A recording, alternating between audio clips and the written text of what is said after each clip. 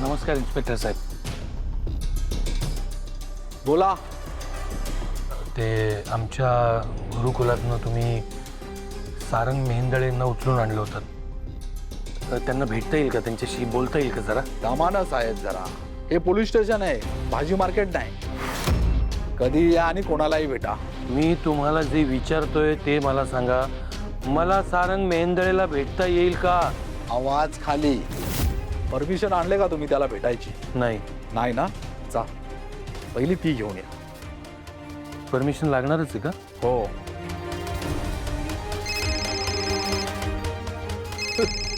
एवढ्या लवकर तुम्हाला परमिशन आली वाटतं. हां नमस्कार साहेब.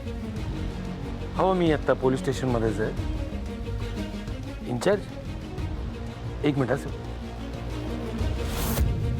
आर्य सावंत म्हणून कोणीतरी इन्चार्ज आहेत. तुम्हीच जरा 2 शब्द बोललात तर फार बरं. हां मी देतो त्यांच्याकडे. ओके ओके एक मिनिट. कोण आहे? कमिशनर साहेब. बोला ना. द्या.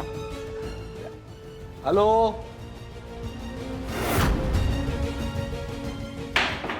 हा Jai Hind sir. Jai Hind. Sorry sir. हो सर. हो सर. 100% काम होईल आज. जय हिंद सर. जय हिंद. सॉरी. हा सॉरी. नाही हरकत. बसा ना तुम्ही. बसा. उभे का? नाही नाही आधी तुमची बसण्याची व्यवस्था नीट करा. हो हो हो. तुम्ही बसा ना प्लीज. नाही नको आता बसायला वेळ नाही. तुम्हाला एक विनंती करतो. प्लीज तुम्ही सारंग मेहेंदळे लवकरात लवकर सोडा. आणि काळजी करू नका. माझे वकील येऊन बेल देऊन जाते. काहीच गरज नाहीये.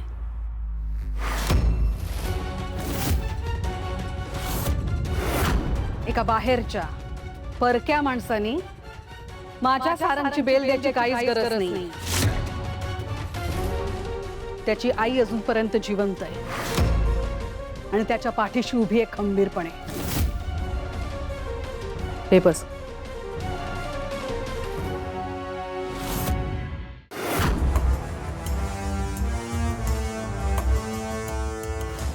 सारंगच्या बेलचे पेपर्स आहेत. नीट बघून घ्या. त्याला लगेच बाहेर काढा.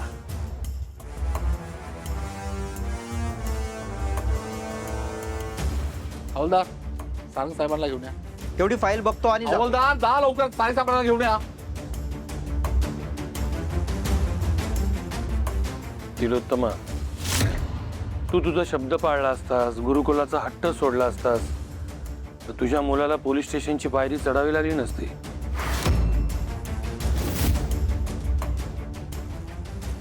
जगन्नाथ, शब्द मी नाही रे मोडला. तुझ्या लेकीनं शब्द मोडलाय. आणि माझ्या लेकाची जी अवस्था आहे ना आत्ता, ती सुद्धा तुझ्या सावलीमुळे आहे. मी तुला आधीही सावध केलं होतं आणि आता पुन्हा सांगतो. हा सगळा नियतीचा खेळ आहे. हो हे बघ, सावली परत आली तेव्हा मी सारंगला सगळं खरं सांगू शकलो असतो, पण मी नाही सांगितलं. का नाही सांगितलं?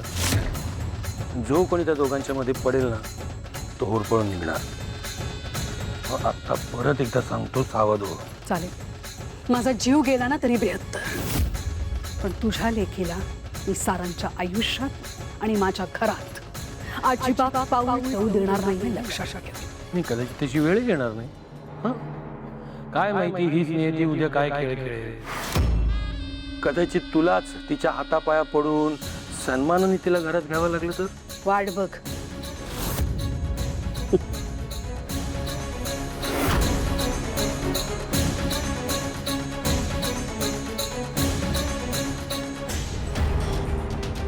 ठीक आहे सर. सारंग, सारंग तू ठीक आहेस ना?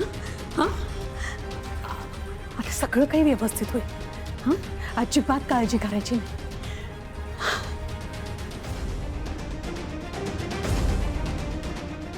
सारंग, सारंग, मी साध्या सरळ सोप्या भाषेत सांगितलेलं कधीच काही कळत का नाही? हा, मी सांगितलं होतं आपल्या अंगाशी येईल असं काही करू नकोस. काय गरज होती हे सगळं प्रकरण ते पोलीस स्टेशन पर्यंत नेण्याची? हा, झालं ना? म्हातारीला आला ना एवढा राग. मला खरंच कळत नाहीये, इतकी वर्ष या म्हातारी सोबत राहून सुद्धा तुला एक गोष्ट का कळलेली नाहीये? तुझ्या आईचा फक्त आणि फक्त त्या सारंगवर जीव आहे. फक्त सारंगवर तिचं खूप प्रेम आहे तुझ्यावर. तुझ्यावर काही जीव नाहीये तिचा. शांत हो, मला माहिती आहे माझ्या आईचा सारंगवर सर्वात जास्त जीव आहे. तिच्या डोळ्यात पण दिसत होता आज. यातनं बाहेर पडायचा मार्ग सांग मोनिका, मला माहिती आहे तूच सांगू शकशील. एक मार्ग आहे.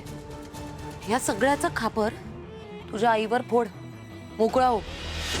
हे बघ, जेव्हा सारंग समोर येईल ना आणि आई पण समोर असते, तेव्हा सारंगला सांगून टाकायचं की मला आईनेच सांगितलं होतं, आईनेच ऑर्डर दिलेली त्या गुरुकुलाला सील लाव म्हणून. मी फक्त तिच्या आदेशाचं पालन करत होतो. हां, म्हणजे सारंग समोर तुझी आई पटकन काही बोलूच नाही शकणार. आणि तसं बघायला गेलं तर हे खरंच आहे ना. त्या तुझ्या आईनेच तर सांगितलं होतं गुरुकुलाला उद्ध्वस्त वगैरे करून टाक. केलंस तू.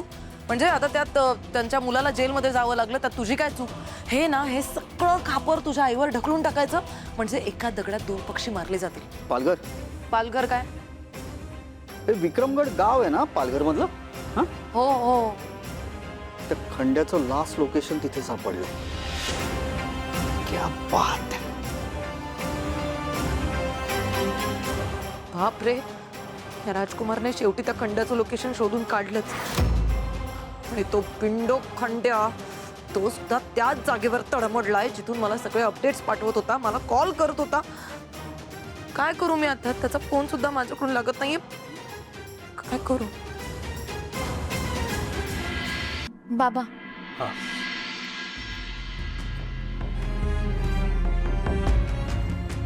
काय ग घरात एवढी शांतता? अबीर आणि व्यंकटेश कुठे आहेत? ते विठ्ठल मंदिरात गेलेत बाबा. मंदिरात अचानक? हो, अबीर हट्ट करत होता. त्याचं म्हणणं होतं की त्याला विठुरायापुढे प्रार्थना करायची आहे, आपलं गुरुकुल आपल्याला परत मिळावं म्हणून. गुरुकुल की सारंग? नाही म्हणजे तूही घरातल्या विठ्ठलाकडे हात जोडून साकडं घातलंच असशील ना, सारंग लवकर सुटावं म्हणून. मी कशाला घालू साकडं वगैरे? तसंही माझा आणि त्यांचा काही संबंध नाही आता. सावली, तू जगाला फसवू शकतेस, बापाला नाही. हा, मला उत्तम माहिती आहे. तुला सारंगबद्दल आधी जितकं वाटायचं तितकंच आजही वाटतंय. त्याचाच त्रास होतोय बाबा मला. मी कितीही ठरवलं ना की मला त्यांचा विचार नाही करायचा आहे, तरी माझं मन ऐकतच नाहीये.